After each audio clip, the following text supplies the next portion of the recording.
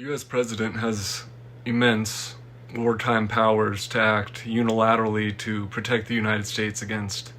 foreign threats.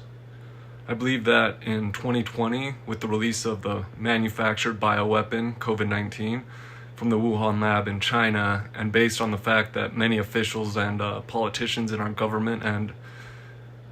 people in the private sector are acting as foreign agents of the Chinese Communist Party, President Trump had the impetus and rationale and even the obligation to implement something called devolution, or continuity of government. Basically, that'd mean that pretty much everything we're witnessing play out in the geopolitical landscape right now is part of a sophisticated facade or massive sting operation that's part of a larger fifth generation warfare counterinsurgency strategy designed to expose, dismantle, and destroy foreign and domestic enemy combatants and their networks. It's also referred to as asymmetrical warfare, which is unconventional strategies and tactics adopted by a force when the military capabilities of belligerent powers are not simply unequal, but are so significantly different that they cannot make the same sorts of attacks on each other. Congress has granted the President of the United States extraordinary powers and latitude to fend off and thwart such an adversary, especially when the adversary has initiated and has been deploying extremely sophisticated and highly irregular warfare tactics with the intention of overthrowing the United States vis-a-vis the Chinese Communist Party. I assert that that's exactly what the Chinese Communist Party and its tentacles, both foreign and domestic, have been and are currently doing against the United States. I believe that COVID-19 was part of the CCP's strategy to destroy the US and its allies in the West. I also believe that they used COVID-19 as the impetus to rig and steal the 2020 election from Trump and to install Joe Biden,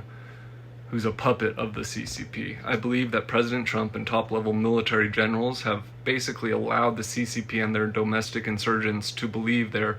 successfully defeating the US when in reality the people the CCP thinks they're controlling in the US have actually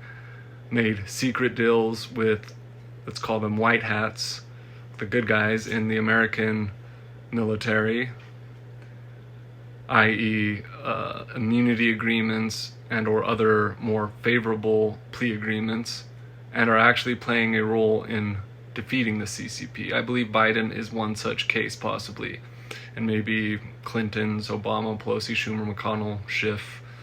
and many others. It's impossible to know for sure who's playing a role, basically a double or triple agent of sorts, but it stands to reason that the good guys in the military and other government officials would go to some of these treasonous criminal bad actors and present them with an option. A, be tried in military-style secret tribunals and face capital punishment, the death penalty, along with any loved ones who might also be complicit in their crimes against the Constitution, against humanity, and against the American people. Or B, fully cooperate and help us take down the CCP and their insurgents and enemy combatants, both foreign and domestic, in exchange for either limited immunity or for more favorable, lenient penalties for your crimes. That's what I'd do if I were President Trump and high-ranking military officials who had all of the evidence of all of the crimes that these people have committed and understand the threats we as a nation and as a human species at large face in this global struggle against evil and tyrannical forces, aka what I and others believe is World War III. Maybe I'm completely wrong and perhaps we'll never know for certain, but I'm quite confident that what I've described and laid out here is at least a generally accurate and reasonably likely synopsis of what's been playing out behind the scenes unbeknownst to the general public, at least for now. Fifth generation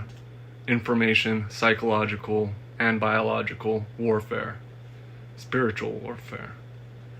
I just hope and pray that we will be victorious with minimal casualties in this epic battle,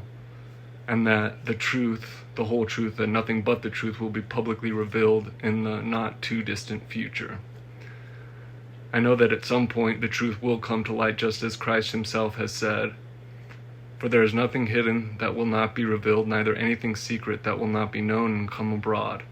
So take care how you listen, for whoever has, to him more shall be given,